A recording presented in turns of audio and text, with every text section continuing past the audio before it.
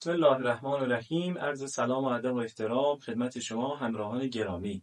در مورد غلبه مزاج‌ها صحبت می‌کردیم. یکی از مزاج‌ها مزاج دم هست که به معنای گرمی و طریه. مقدار مجاز دم در بدن باید 49% باشه. اگر این مقدار از حد مجاز خودش کمی بیشتر بشه، اصطلاحاً میگن فلانی دچار غلبه مزاج دم شده. خب غلبه مزاج دم چه علائمی داره؟ علائم غلبه مزاج دم مخصوصا تو فصل بهار خودشون رو بیشتر نشان میدن. مثلا فشار خون بالا که طبق آمارها قبل از کرونا بیشترین آمار مرگ و میر در فشار خون بالا اتفاق میفته. بیشترین سکته ها، بیشترین حالت هایی که هیچ علائم خاصی هم ندارن.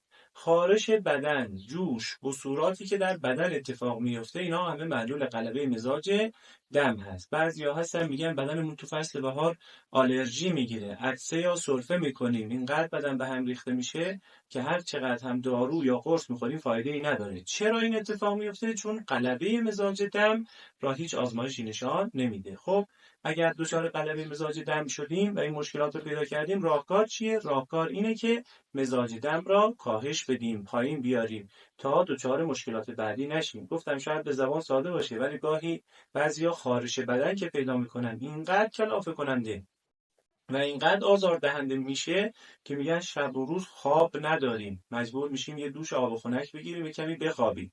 اما راهکارها چیه؟ انشالله در کلیپ بعدی دنبال بفرمایید که راهکارهای درمان غلبه مزاج دم را خدمت شما توضیح بدیم.